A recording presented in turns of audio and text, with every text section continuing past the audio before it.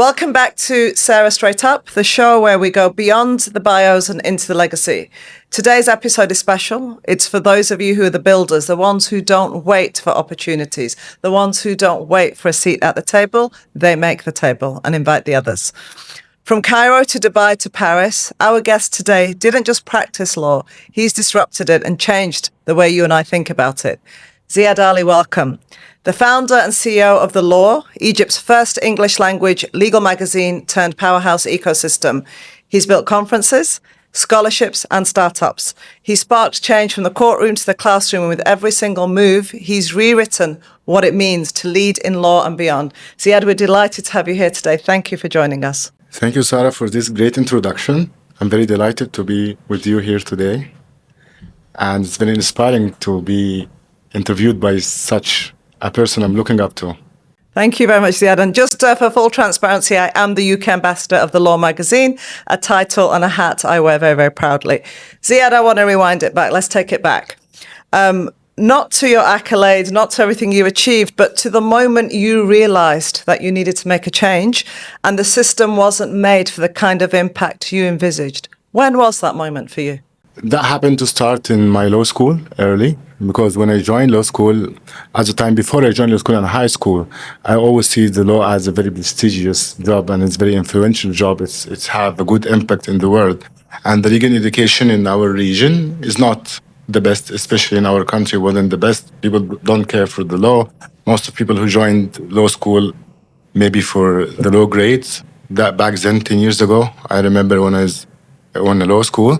And at this part, all what I was thinking about is making the law cool again. I want to make the profession cool this is why I joined law school. Fantastic. So when you joined, you didn't know necessarily you were going to change the kind of way of traditional legal paths, but as you went through law school, it dawned on you. Yeah, no, actually when I joined, I was planning I got inspired by Amr Musa and some of diplomatic career. I was thinking to be an ambassador for international law or for my country. I think you'd be fantastic at that. Thank you, thank you. And surprisingly, when I joined as a law student, I started having internships and seeing different ways of law. And then I saw that I will help my friend or my colleagues in university to know more about the profession, to maybe start a career fair in our university. This is how it started, only about... With an idea and a vision. Yes. And what does it take emotionally and mentally to go from legal, practicing law, studying law, to what I'm going to term the legal entrepreneur or lawpreneur? The mindset shift. Talk us through that. That's a very good question. I think the only part is passion, because you must have a lot of belief to start a new career that no one did it before, that you don't have any one to follow in this career. Not your parents, not your family, not your colleagues. No one understands what I want to do. Is it a student activity? Is it a game? Is it enjoying my time? It should be something besides. So I think mentally and all what it needs is passion and belief to do. And that belief has to come from within, because as you said, there's no blueprint to follow. There's no kind of other business that was doing what you were doing. And when you give the idea, I've kind of come from law school, but I'm going to change law. People either look at you like you're crazy or, stick to what you know. Why would you go down a path that nobody's done? What if it fails? What are you doing? Why can't you do something traditional? And you must have faced that. Yes. It have to start within. It have to start actually within. Of course, I met some people in the way, especially from university professors saying, "What are you doing? Like, try to focus on your career." But to be completely honest, I was lucky to meet some inspiring people early in my career. Like when I started, I remember going to Professor Dr. Muhammad Abdul Wahab and Omar Basyouni. Some people who believed in us, in the idea of the law from the beginning, who supported, who encouraged us, who saw what we can do. So yes, there is some people who was inspiring and empowering and let me more to believe in my idea and try to work harder for it. Fantastic. And it's that belief that gets you where you are. And the law started as a magazine, right? Yes. As I understand. Egypt's first of its kind, but today it's so much more than a magazine. It's a movement. I'm going to call it a legal movement. It's a think tank. It's a publishing house. It's an agency. It's a training ground. It's a go-to. You've been a media partner for International Disputes Weeks. I mean, that's quite something.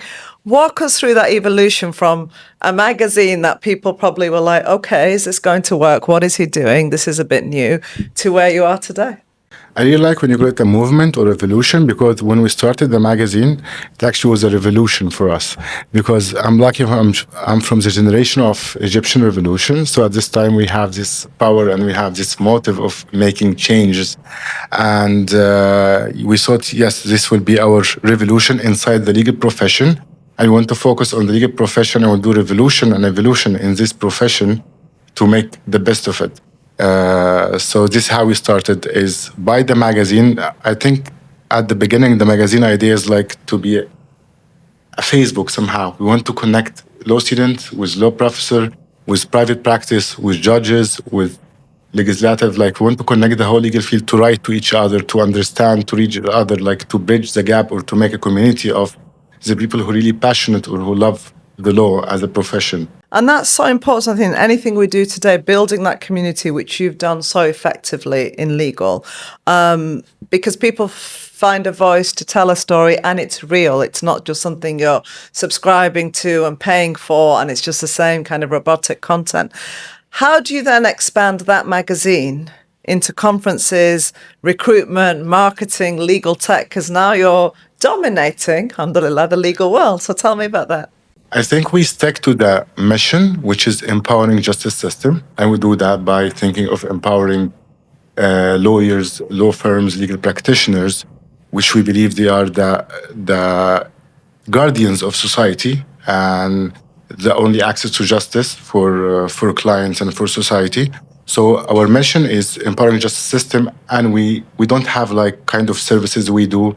We didn't start as a business, as you mentioned. We start as a movement for evolution. So we thought, what's next after the magazine? What the people need? So we think that people need like some events. We started our early event is Law Talks, and Law Talks we got inspiring role models from legal career to give a 20-minute talks to inspire law students what they can do, to just open their mind to see what they can do. Then from the Law Talks, we started, people need to be connected more with the practical work and with the law firms. We did the job fair.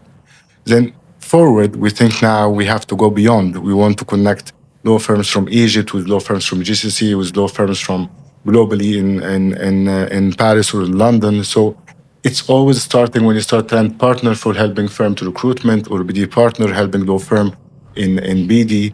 All what comes for the idea of sticking to our mission is empowering justice system, and we don't have a service. We do what it needed to be to empower justice system and evolve it more. And I think that's great, because you look at the market, you look at the trends, you look at what's needed, and you provide that, right? So you're quite proactive in what you're doing. You're not waiting to be reactive, that something happens and then you step in. You're always focusing on, well, what's happening, what are the youngsters doing, what is the future of law, how can we be part of that? Tell me about your proudest milestone or moment. There must be many, but which one? Before that, yeah?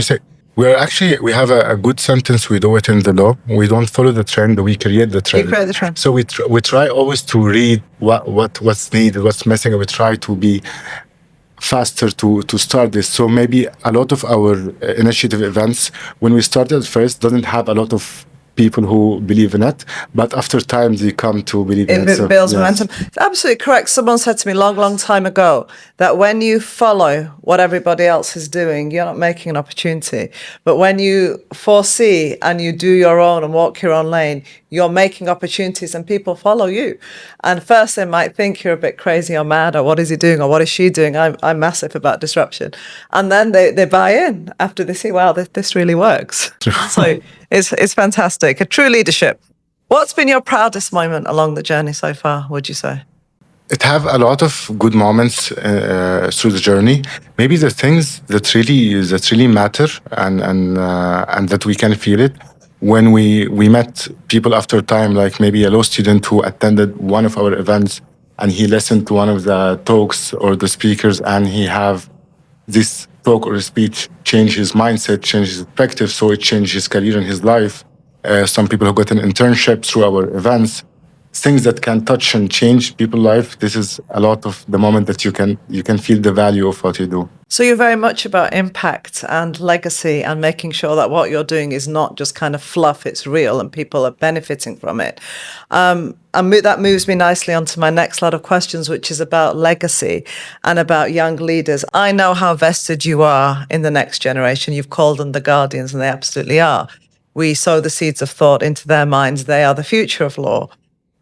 You've created a whole ecosystem designed to support young lawyers from students through to junior associates. Why is youth development so central to your mission? Apart from the fact that they are the future, they are the leaders, why is it so close to your heart?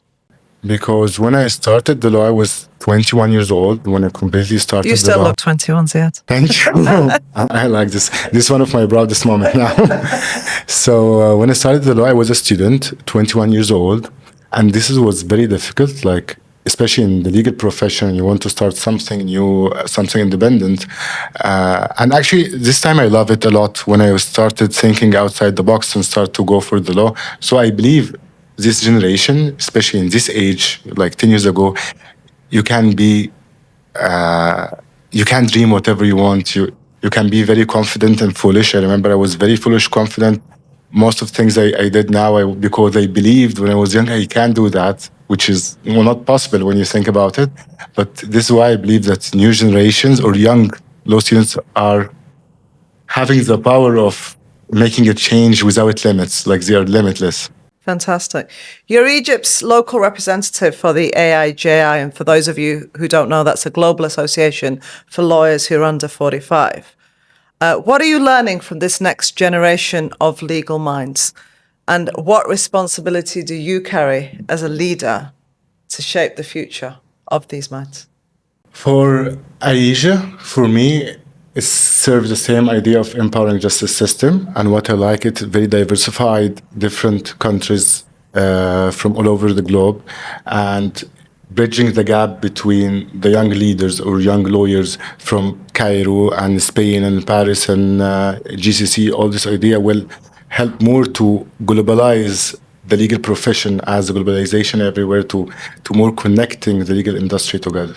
Let's talk about the Lawyer's Advocate. And I really like that platform, and I'm part of it. I've proudly hosted your events in Dubai and in London recently, and they were huge successes, and everybody's talked about them. But it's more than just an event. It's more than just hosting and providing some panels. It's a strategic think tank that bridges legal cultures from the Middle East and through to Europe. So what inspired you to be part of the Lawyer's Advocate, to launch it, to co-found it? Tell me about that journey. Yes, when I founded Lawyer's Advocate, I will get back to the mission, always empowering justice system. And when you remember the quote of never doubt that group of committed citizens who can change the world, this is the only way it always done. I just watched this in a movie of Guardian of the Galaxy, not Guardian of the Galaxy, yesterday. However, the idea of having a few,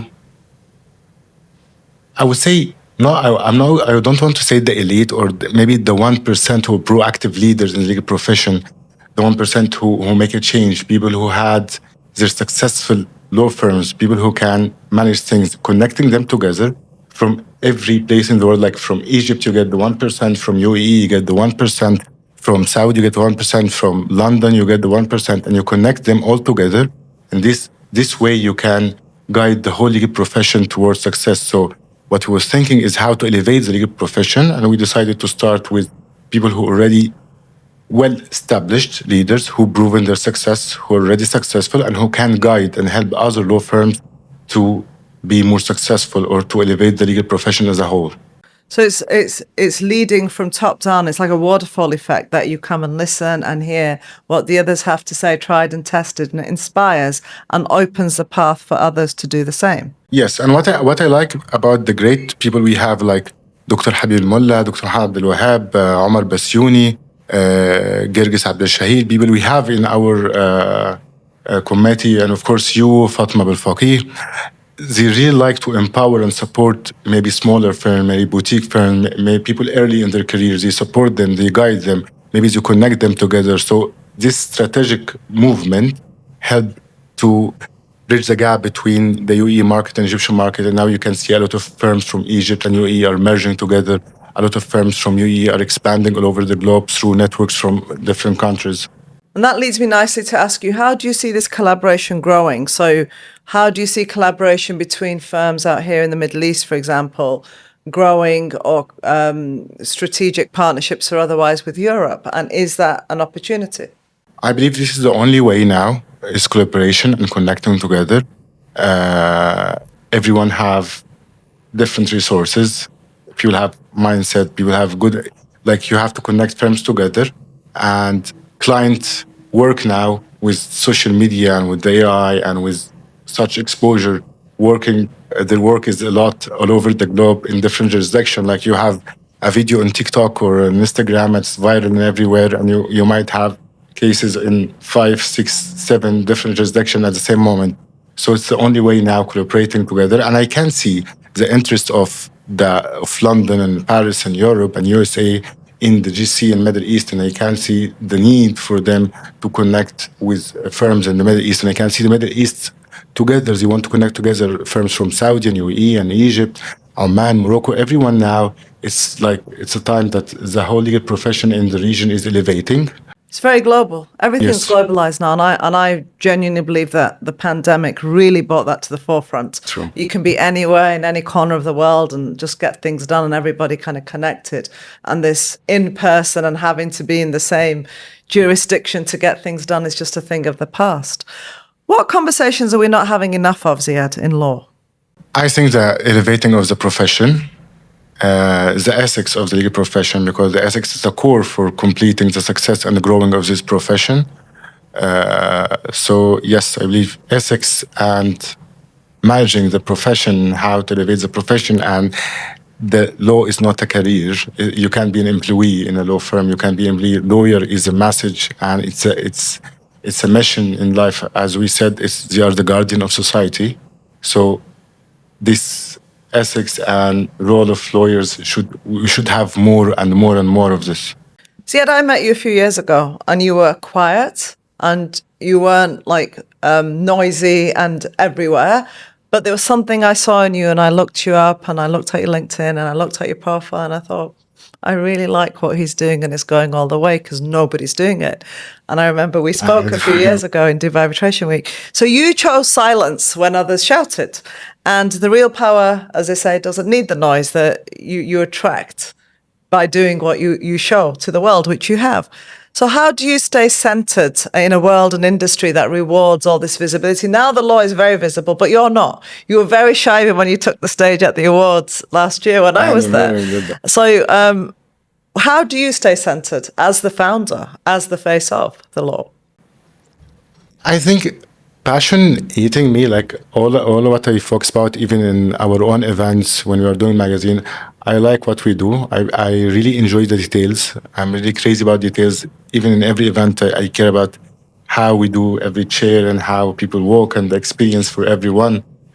Because I believe in small details will make a huge impact, because someone with a nice conversation in one of our events can make a lot, can change a lot. People can make deals and strategic deals that can change life of people. They can get their firm bigger. They can hire more lawyers. All of that can happen in small details.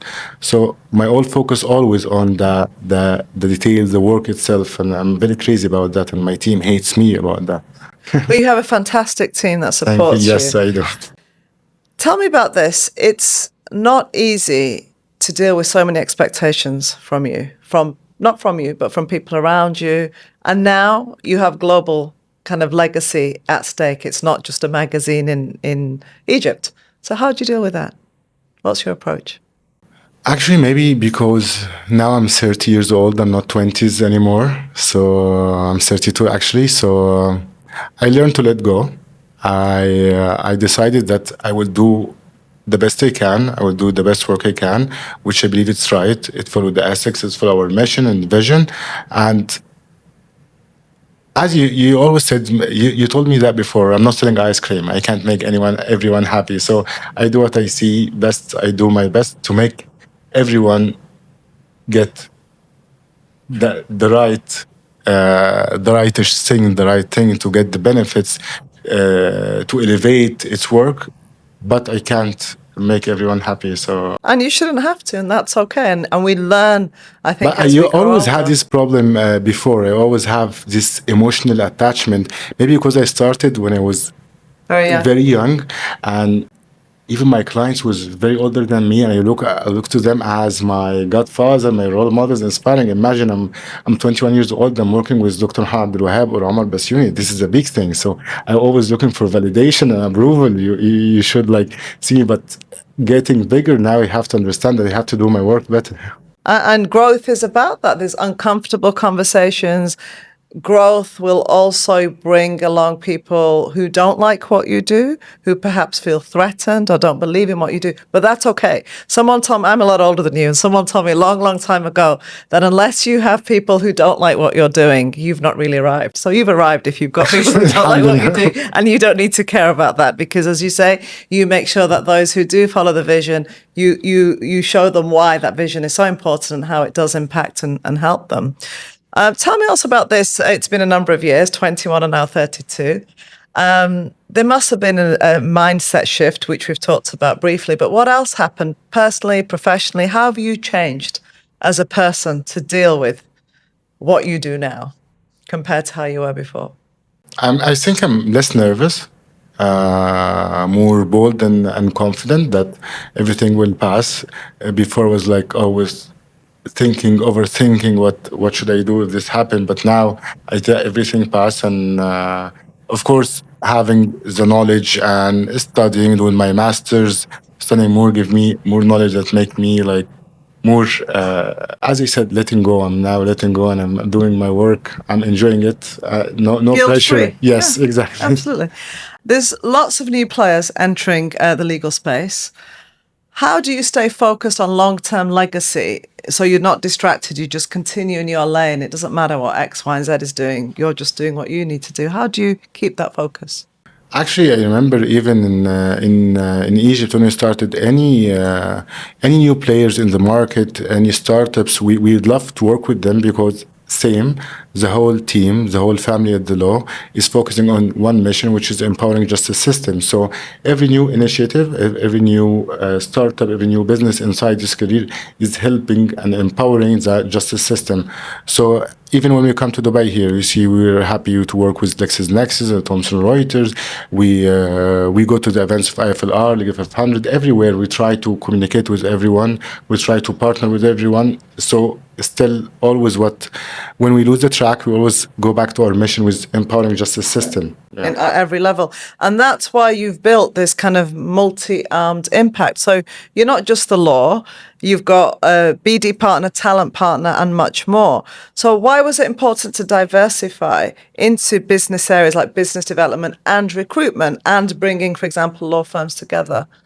Why was that important as part of your mission as well? Yes, independence is very important because we always want to keep the law as business as very independent because the law started not as a business. It's like a movement. Now it's business in a way of an NGO thing. It's what we do. Like we don't seek, the law doesn't seek for profit that much. It seek for doing impact and make a change. So the other businesses like BD Partner and Talent Partners, they do very tailored services that I'm just part of this organization, but they have a very professional, dedicated teams who understand how to do this business well and to help law firms to do their work. So it's very important always to keep the law independent and focus on the movement and change, not to think like a business, even if we are a business and that for some reason when it started, it's not nice to start an NGO in Egypt. This is why it shifted to a business. So even it's a business when there's a spirit of NGO or non-profit organization. So you see gaps in the ecosystem and you make sure that those gaps are filled. How do you keep on top of everything? Because you're building an ecosystem around the law, the knowledge of the law and helping lawyers, right? You're not being a lawyer, but you're helping us. So how do you solve those issues in the ecosystem? How do you identify them? Identifying them is because it's my passion is always in the legal profession and the advancement of the legal profession. And I was lucky when I started early in my career. I started to work in a Shalani law firm, and my mentor was Ali Shalani, and he taught me something very good. Is media monitoring. So I learned that every day when I wake up, the first thing I do is media monitoring. I get all the news all over the globe, and I read the news and have to read between the lines. At this time, I read it to identify clients for the legal profession, like there's some mergers happening here, some acquisitions, some dispute might happen. So that would be a potential client for the law firm. But then I developed it to read between the lines what the legal profession as a whole is needing. Yeah. Fantastic. Let's talk about scalability. We had a conversation earlier just at lunch and we were talking about scalability. What advice do you give to lawyers who want to become founders? It's not an easy shift because you're trained at law school to do law and you can do it very, very well.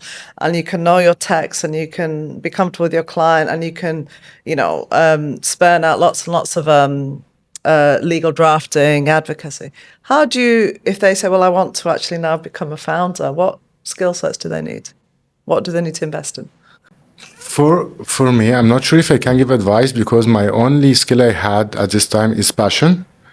And with passion, you must have some consistency because I have been consistent for 10 years now. Every day, every morning, I wake up, I do the law, I have work-life integration, I go to gym, I think about the law, I go out with my friends, I think about the law, I go to vacation, think about the law. In my wedding, I was like texting you about TLA for London.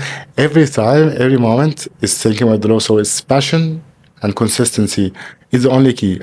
Any other skills, it's doable. You can connect with people who can do that. You can meet people who can do that. But where there's a will, there's a way. Yes. It will happen if you are dedicated enough and you show up every single day. Exactly. Yes. I agree with you. Ziad, I'm going to turn to some rapid fire questions, so some quick answers. What do you wish you knew in your 20s that you know now? That I should let go more. The biggest myth about success that you've encountered? In Egypt, I remember when I started, like connections and having the right connection is the right for success, and this is a mess. Who do you look up to and why? My actual role model always is Prophet Muhammad because he changed the whole world starting alone with 40 of his friends. What quote do you always find yourself saying? You can go alone fast, but together you can go far. Absolutely true. What's the worst piece of advice anyone's ever given you? Like I hear this million times, like make the law side job and like be a lawyer and make the law side job. Never do that. Describe yourself in 3 words. I would say genuine, authentic, passionate. What's a career failure you've learned from the most? Career failure, I learned from the most. Like 10 years at the law, like I fail every day in different things, so I learn from failing every day. And that's the best way to learn. All of us who are successful have learned from failure, and those who aren't really successful.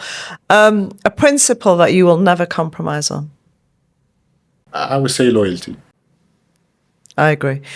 A myth about the legal industry that you wish would go already? What do people think about the legal industry that is just incorrect? Because you don't know the potential of the law, because one of the reasons I love the law is seeing Barack Obama putting his speech, and I see how a law student can be the president and running the hardest administration, and the myth that law, you have to work as a lawyer. No, it's not only lawyer.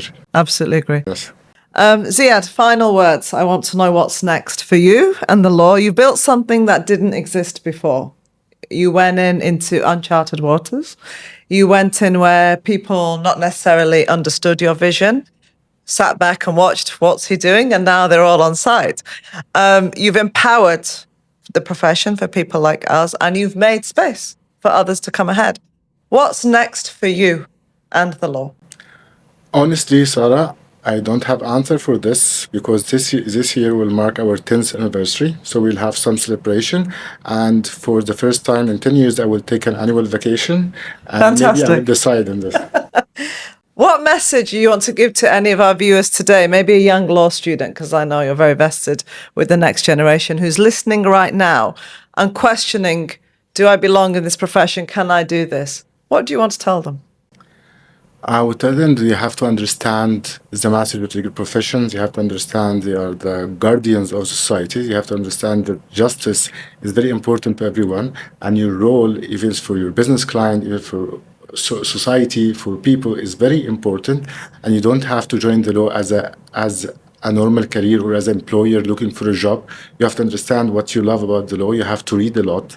You have to be a leader to serve the society, because choosing this profession is serving others. It's all about serving others and protecting others. So you have to understand the value of their career, and they have to do their best, and they work hard. No work-life balance, no stuff. No, they can't. This profession is not for this. Profession for saving people dreams, rights, goals, keeping them out of jail, keeping their business to collapse. You have to understand this is a message, and you have to give it all what you can. Huge responsibility. Yes. And go in eyes wide open. Thank you very much, Ziad. It was an absolute pleasure to host you today. Thank you for coming on Sarah Straight Up. And we look forward to seeing you again soon. Thank you. Of course.